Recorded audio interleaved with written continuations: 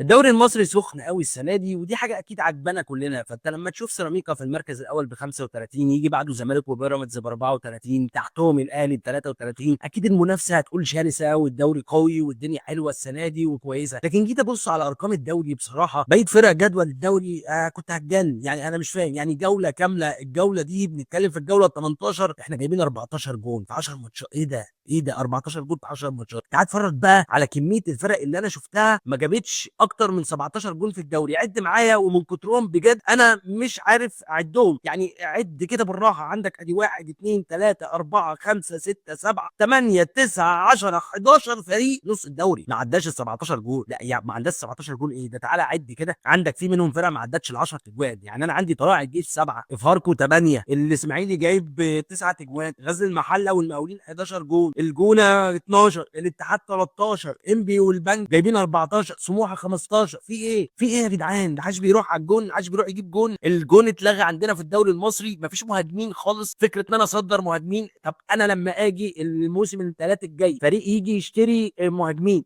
مثلا خد مني مثلا الاهلي عايز مهاجم من الدوري المصري، الزمالك عايز مهاجم من الدوري اشتري مين؟ ما فيش حد. دي ارقام مهاجمين جايبينها في الدوري الايطالي والدوري الانجليزي والدوري الاسباني عادي. في الدوري الايطالي والانجليزي والاسباني ايه؟ اقسم بالله لو رحت الدوري المغربي هتلاقي في مهاجمين جايبين الارقام دي. فريق كامل في نص الجدول، وعندك ثلاث اربع فرق تانيه جايبين 17 جول. ايه ده يا جدعان؟ ايه ده يا جدعان؟ مش كده يعني، مش كده المنظر اللي احنا بنتفرج عليه ده. مشكله لازم لها حل. بس خلينا في الجوله، والجوله كانت سخنه ما بين الثلاث فرق اللي بينافسوا او الاربعه اللي بينافسوا، اللي هو سيراميكا، الاهلي، الزمالك، بيراميدز. وبقى لنا جولتين كله محافظ على مراكزه، اللهم الا سيراميكا الجوله دي عشان وقع في وش بيراميدز. فسيراميكا اتخبط خبطه مش حلوه، وسيراميكا خسر من بيراميدز 1-0. وتعال نشوف النتائج، نتيجه النهارده، ونبص عليها واحده واحده. واعذرني لو ابص على الموبايل سنه، لان انا مش يعني مش قاعد في قناه الجزيره والحاجه طالعه لي بالكلام. انا هبص بس بصه وخليك معايا ثانيه. يعني احنا عندنا مثلا الاتحاد كسب 1-0، مودرن سبورت اتعادل 1-1 مع كهرباء الاسماعيليه، انبي اتعادل مع البنك الاهلي 0-0، المقاولين اتعادل مع المصري 1-1، فاركو اتعادل مع بتروجيت 1-1، الاهلي كسب الجونه 1-0، غزل المحله تعادلات تاني مع كابتن علاء عبعال 0-0 مع زد، الزمالك بيكسب حرس الحدود 2-0، وبيراميدز بيكسب سيراميكا 1-0، والاسماعيلي برضه لسه بيخسر من وادي دجله 2-1. لو ركزت خمسه في النتائج هتلاقي ان احنا عندنا ست تعادلات، اربعه منهم بالواحد واحد، اتنين بالصفر صفر. وده اللي حكيته لك في اول حلقه، اللي انا قلت لك ان احنا دوري فقير جدا في ان احنا ممكن نجيب اجوان، والارقام ما بتكذبش. يعني بجد كون ان انا اقعد اتفرج على ماتش 90 دقيقه انا قاعد بتشل وبيجرى لي حاجه، وان حد ممكن يجيب جون، ده بصراحه حاجه تجلط. وانا من الناس اللي نفسي اشوف في مره، يعني نفسي في مره اشوف خطه تطوير للدوري المصري، ان احنا نشوف بلد تانيه بتتفرج عليه، ان شاء الله الكونغو الديمقراطيه مثلا، حاجه من تحت تتفرج عليه. يا عم خلينا في رواندا وبوتسوانا، يا عم الكونغو الديمقراطيه فيها مازيمبي وفيتا كلوب، بلاش الدول دي، خلينا في الدول التعبانه كاحيانا ان احنا نسوق الدوري بتاعنا، وكله هيدخل بفلوس للدوري، وفلوس للمعلنين، وفلوس للموجودين، وفلوس للفرق، والزمالك يصحى من الازمه اللي موجوده فيها وما يهربش منه شيكوبانزا زي ما قعد معانا يعمل اليومين دول. والراجل كان بياكل يعني ملوخيه عند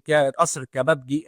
يا جدعان بصوا يعني لازم خطه تطوير للدوري المصري في الفتره اللي احنا موجودين فيها. بجد انا لما بصيت على الارقام انصعقت بجد. يمكن انا بعيد عن ارقام الدوري المصري بقالي فتره، بس لما اشوف مش حلو مش جميل. بس بقى خلينا نروح لماتش حصل في الجوله دي ونتكلم عليهم كده ايه مختصر المفيد. وانا هبدا مع الزمالك كالعاده، احنا قناه كده كده بنتكلم على الزمالك. خلينا نبدا من ماتش الزمالك وحرس الحدود. ماتش الزمالك وحرس الحدود بالنسبه لي من الماتشات اللي كانت ممله جدا، وكان ممكن المفروض ان الزمالك يحصل له حاجه في ماتش حرس الحدود. ويمكن الزمالك خلق اكتر من فرصه، لكن الفرص كلها كانت مركزه في حاجه واحده بس، وهي اتجاه الاخ بزيرا اللي موجود على اليمين. هو ده الوحيد اللي كان مصدر الخطوره في الزمالك. فيما عدا ذلك بقيه الزمالك يعتبر كان نايم مننا، اللهم الا بعض اللمسات من الاخ ناصر منسي. وطبعا فتوح لما نزل من على الدكه الراجل جاب لنا جون عظمه، وبعدها فتوح عمل اسيست حلو لناصر منسي، وناصر منسي قدر ان هو يجيب جون كالعاده، ويعتبر هو اسطوره نادي الزمالك في الوقت الحالي. وجمال عبد الحميد بتاعنا هو فتوح في الماتش ده. فبصراحه الزمالك ممكن ان هو يحصل معاه حاجات في ماتشات جايه ما تبقاش كويسه، لكن لحد دلوقتي احنا بنتكلم مع معتمد جمال في الماتشات اللي لعبناها في الدوري، الزمالك النجمه كلها علامه 10 من 10. الزمالك عمل كل حاجه عليه، وانت لو كنت متوقع حاجه اكتر من كده من الزمالك ما اظنش ان انت بصراحه يعني باحسن المتفائلين ما كانش هتوقع ان احنا نعمل في الدوري بالمنظر ده. صحيح خرجنا من سيراميكا في الكاس،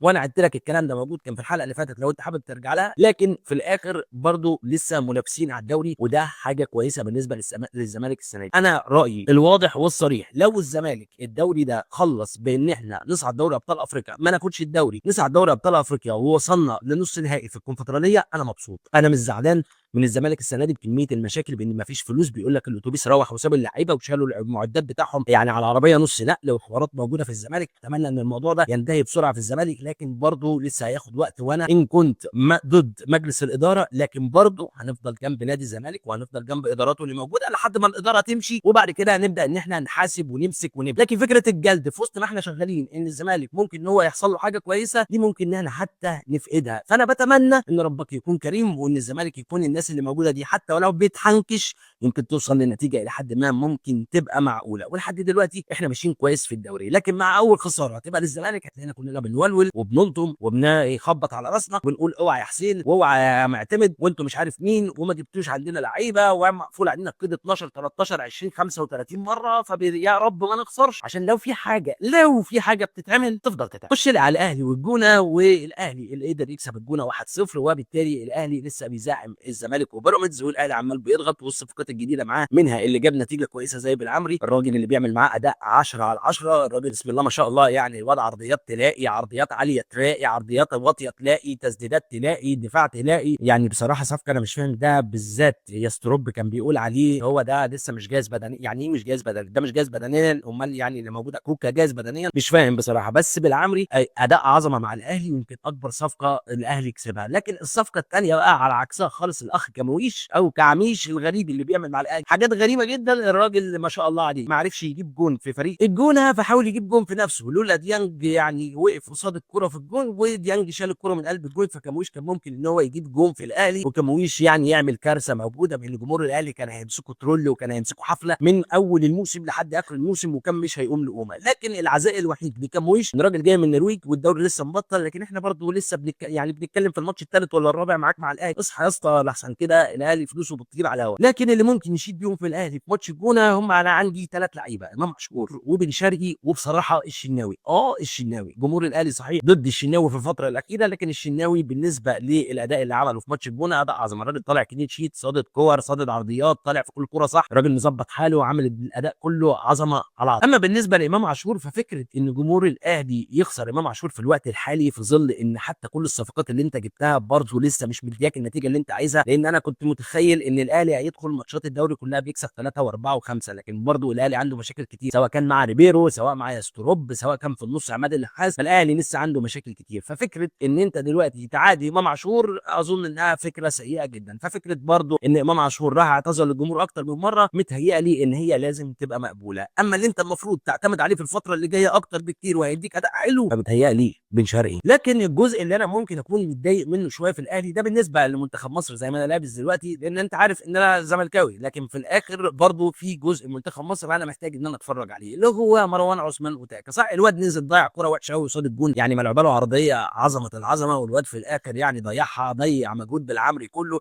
لكن انا عايز الواد ده ياخد في الملعب اكتر من كده بكتير. في منه والله العظيم 3 جامد، الواد يجي منه جامد، يجي منه قوي قوي قوي كمان. يعني مهاجم ستايل، مهاجم حلو سريع قوي ايجابي على الجون بيحاول. فانا متهيألي ان وجود اوتاكا في الاهلي لو فضل على الدكه هيبقى مشروع فاشل جدا. لكن لو فكيتك من كمويش وصفقه كمويش دي فسدت، متهيألي ان انت هتستفاد جدا من صفقه اوتاكا. نروح لبيراميدز بقى، واللي كسب سيراميكا 1-0. وما شاء الله يعني بيراميدز ما لعبش ماتش حلو، سيراميكا عمل عليه اداء كويس لحد ما سيراميكا اتطرد منه عمرو علاوه. وبعد كده بيراميدز قدر ان هو يزق سيراميكا لقدام شويه، وبدا بيراميدز ان هو يمسك الاستحواذ منه شويه. لكن يعني ما كانش في خطوره من الفريقين شويه، لان الفريقين كانوا اقوياء جدا، ده قوي وده قوي، وده بيلعب كره حلوه وده بيلعب كره حلوه، لحد ما محمد حمدان فك الاشتباك ده والراجل فقع واحده قنبله في قلب الجون. الكره دخلت الجون، ما قدرش بسام ان هو يشوفها، وسيراميكا بيخسر 1-0 من بيراميدز. وبالتالي بيراميدز يفضل منافس قوي لسه على الدوري. وانا بالنسبه لي السنه دي ممكن يكون اقرب فريق ان هو يكون مرشح ان هو ياخد الدوري متهيألي بيراميدز، لان فريق متكامل من كل حته، استقرار فني، استقرار اداري، وعندهم لعيبه كويسه وبيعملوا صفقات كويسه. فمتهيألي بيراميدز هو اقوى فريق في الدوري في الوقت الحالي على كل المستويات.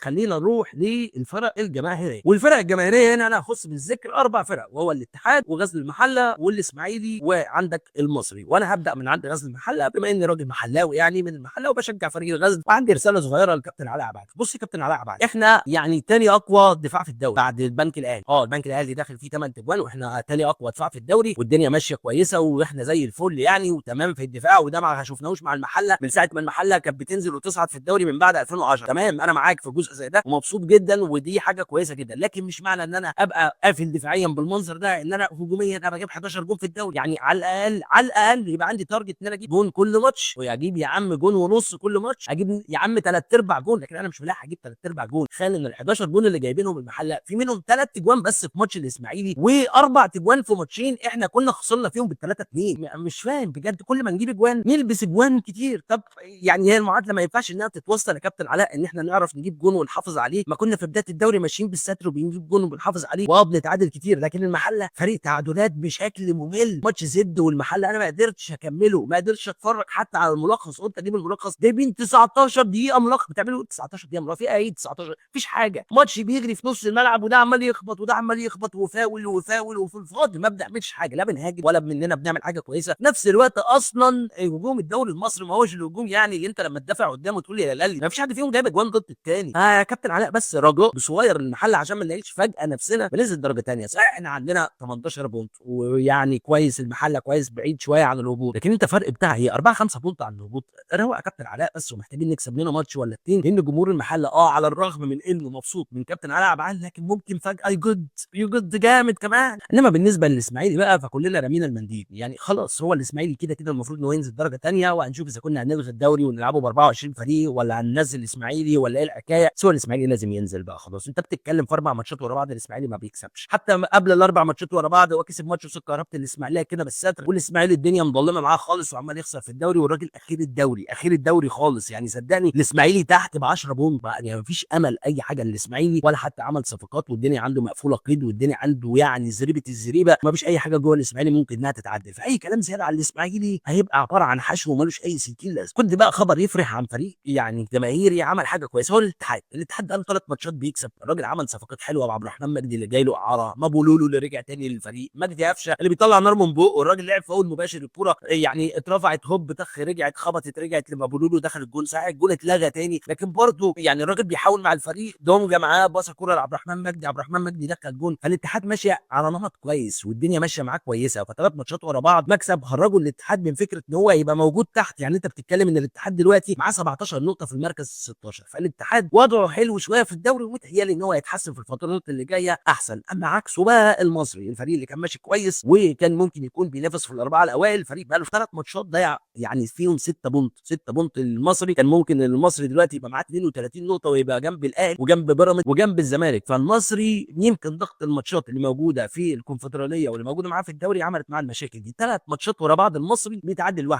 فيعني المصري متهيألي ان هي وعكه صحيه وهترجع تاني. نبيل الكوكي عمل معاهم اداء كويس، بس الجمهور المصري متهيألي ان هو حابب ان هو يشارك في الكونفدراليه مره ثانيه. ففكره ان المصري يبقى موجود في المركز السادس مش حلوه وممكن يخرج منها، لان اللي تحته عنده 26 نقطه وزد عنده هو كمان 25 نقطه وسموحه 25 نقطه، فبدا ان هو يقع في مناطق خطر جدا. فنبيل الكوكي لازم يفوق خمسه. وبس يا سيدي ده كده اللي كان عندنا النهارده في الدوري المصري، ودي حلقه الملخص الجوله اللي احنا بنتكلم عنها. بس يعني ممكن اقول لك في الاخر كده على الجدول من تحت لو انت مش واخد بالك، ادينا عرضه لك وبص عليه، وانا يعني سيبني اتكلم من هنا حبتين لان بصراحه ما يتحفظ. انت عندك الاسماعيلي 10 بونت، قرابه الاسماعيليه 12، طلائع الجيش 12 وحرس حدود 14، فاركو 14، الاتحاد 17 والمقاولين 17 وغزل المحله 18. يعني غزل المحله فرق 5 بونت بس يا صاحبي عن حرس الحدود. اتمنى ان احنا نفوق حبتين.